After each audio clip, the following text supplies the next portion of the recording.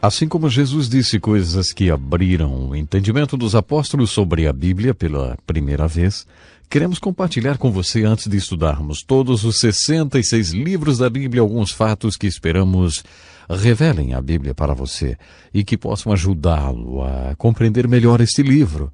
Seja bem-vindo a mais uma lição do programa Encontro com a Palavra, onde você vai fazer parte do mais importante estudo do mundo, pois estamos aqui estudando o livro mais importante do mundo, a Bíblia Sagrada. Eu gostaria de apresentar dessa vez algumas das coisas que Jesus mostrou aos apóstolos. No 24º capítulo do Evangelho de Lucas, encontramos algumas palavras muito interessantes. Mantenha em mente que estamos falando sobre nossa perspectiva da Bíblia, que nos ajudará a entendê-la. Jesus acabou de ressuscitar da morte e está caminhando com 2 homens na estrada de Emaús. Eles não reconhecem Jesus. Ele sabe que eles estão deprimidos e desanimados por causa da crucificação daquele que eles acreditavam ser o Messias. Jesus os repreende por não conhecerem melhor as Escrituras. Ele diz: vocês são tolos. Acham tão difícil acreditar no que os profetas escreveram nas Escrituras? Não foi claramente previsto que o Messias teria de sofrer todas essas coisas antes de entrar em sua glória? E a Bíblia nos diz, ouça. Então Jesus citou passagens e mais passagens dos escritos dos profetas, começando com o livro de Gênesis e continuando pelas Escrituras explicando o que significava cada passagem e o que os profetas disseram sobre ele, Jesus. Então ele diz: vocês não lembram quando eu disse que tudo que foi escrito sobre mim por Moisés e os profetas e nos Salmos é verdadeiro? Então suas mentes foram abertas para compreender as Escrituras. Qual era a verdade sobre as Escrituras que Jesus compartilhou com os apóstolos? Era simplesmente isso. Jesus Cristo disse: todas as Escrituras são a meu respeito. Foi esse o fato que revelou as Escrituras aos 2 discípulos. No 5º capítulo do Evangelho de João, versículos 39 e 40, ele disse as mesmas coisas aos líderes religiosos da época. Eles discutiam com Jesus sobre as declarações que ele fizera sobre quem ele era. E disse Jesus: vocês não precisam de provas se realmente quiserem acreditar que eu sou o Messias. Vocês têm muitas evidências. E ele listou várias evidências com as palavras de João Batista que tocavam em seu nome e as palavras do Pai no seu batismo, os milagres que ele fez. E Jesus continuou dizendo: vocês conhecem a Bíblia. Estão sempre estudando as Escrituras porque acreditam que se tornar mestre na Bíblia poderá lhes dar a vida eterna. E Jesus disse mais: todas as Escrituras apontam para mim, mas vocês não querem vir até mim para que eu possa lhes dar a vida eterna. Sobre esse anunciado, todas as Escrituras apontam para mim. O famoso teólogo Oswald Chambers diz que é a frase-chave de toda a Bíblia. Esse anunciado nos mostra o que a Bíblia trata. Não esqueça desse fato.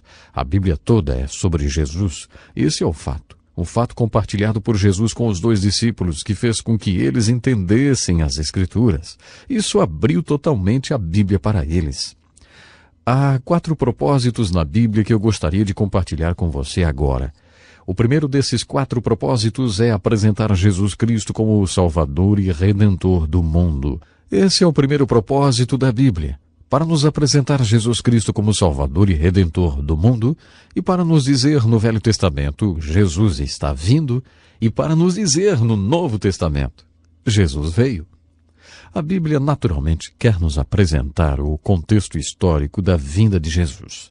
O segundo propósito da Bíblia é apresentar a história do Redentor e a redenção, ou ainda a história do Salvador, e a salvação que veio através dele. A outra metade dos capítulos do Evangelho de João fala da última semana da vida de Jesus. João dividiu seu Evangelho bem na metade. Uma metade cobre brevemente os primeiros 30 anos de Jesus e mais seus 3 anos de ministério. A outra metade do Evangelho cobre a última semana. Nós a chamamos de a Semana Santa. Então, o que é importante notar sobre o modo como essa vida foi contada para nós, hein? Os evangelhos não são apenas biografias, são biografias especiais. O que você acharia de uma biografia de Abraham Lincoln que não dissesse nada sobre seu nascimento ou seus primeiros 30 anos de vida? 2 dos evangelhos nem mesmo mencionam o nascimento de Jesus e seus 30 primeiros anos de vida. Veja, essas biografias foram escritas para nos dizer algo.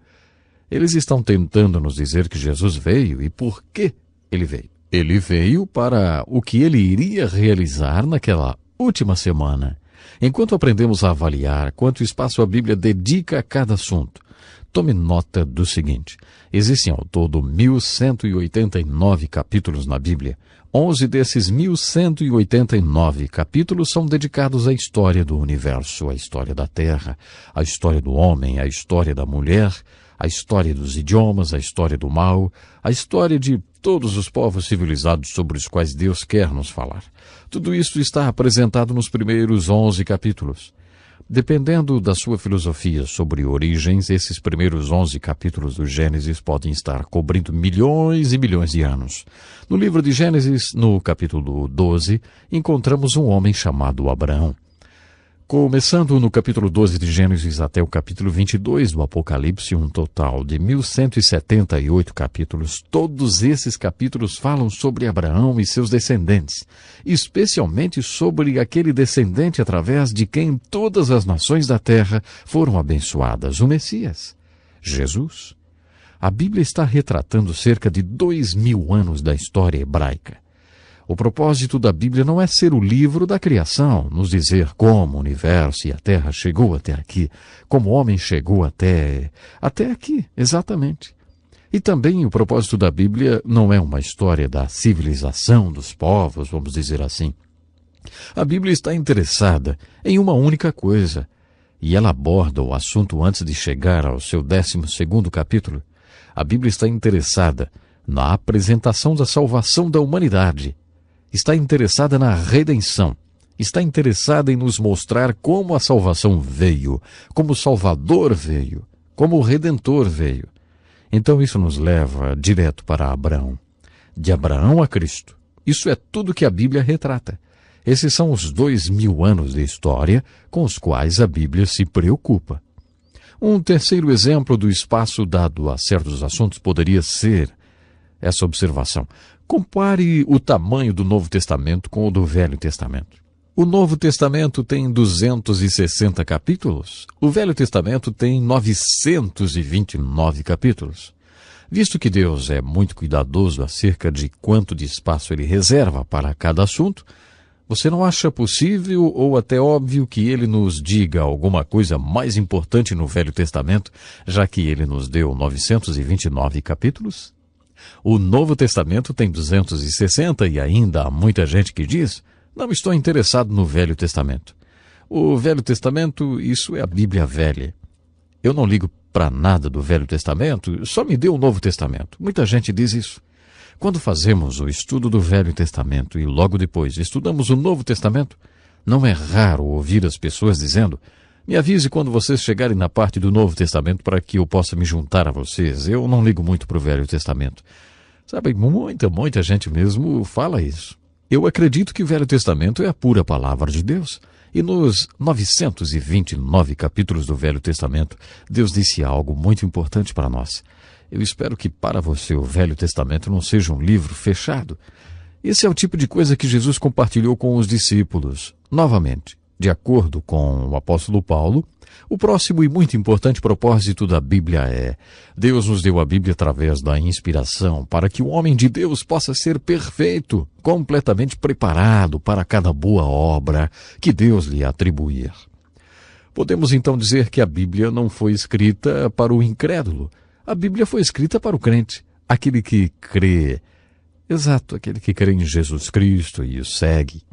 A Bíblia foi escrita para um homem e para a mulher que realmente querem ser homem ou mulher de Deus. Ele tem obras que ele quer que você faça para glorificá-lo. E para equipá-lo para essa tarefa, Deus lhe oferece 66 pequenos e inspirados livros que estão cheios de verdades que ele quer que você conheça. Deus deseja muito isso. O último propósito nós encontramos enfatizado em um livro da Bíblia, o Evangelho de João, o qual é endereçado ao incrédulo. Quando João escreveu o quarto evangelho, ele disse: os discípulos de Jesus o viram fazer muitos milagres, além dos que lhes tenho contado neste livro, mas estes estão registrados para que acrediteis que ele é o Messias, o Filho de Deus, e que acreditando nele tereis vida.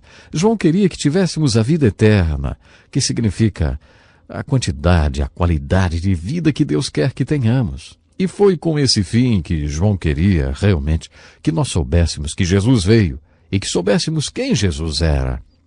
João também queria que soubéssemos o que significa a fé. Ele disse: eu escrevi essas coisas sobre Jesus para que vocês que não creem possam examinar os relatos dos sinais milagrosos do que Jesus fez e assim vocês possam crer que Jesus, o Jesus histórico, era Cristo, o Filho de Deus. Se vocês crerem nisso, algo acontecerá com vocês, e como resultado disso, vocês terão uma vida eterna.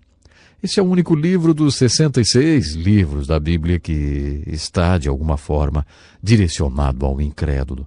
Eu acho que podemos resumir o último propósito dizendo o seguinte: Deus tem apenas uma mensagem para o incrédulo, de acordo com a Bíblia, e essa mensagem é: arrependa-se e creia no Evangelho. Há boas novas, sim, as boas novas que Jesus Cristo, ele veio, pagou o preço para que você possa ter a certeza de vida eterna. Depois que o incrédulo se arrepender e crer no Evangelho, Deus tem 65 pequenos livros santos, cheios da verdade, para o crente. Portanto, a Bíblia tem 4 propósitos: apresentar Jesus Cristo, apresentar a história de Jesus Cristo, para que o incrédulo creia e para que o crente seja aperfeiçoado. O relógio acaba de me dizer mais uma vez que já estamos sem tempo. Bom, no próximo encontro continuaremos a explorar os propósitos da Bíblia. Até o nosso próximo encontro com a Palavra. Este é um estudo escrito pelo Dr. Dick Woodward, na voz do pastor Edson Bruno.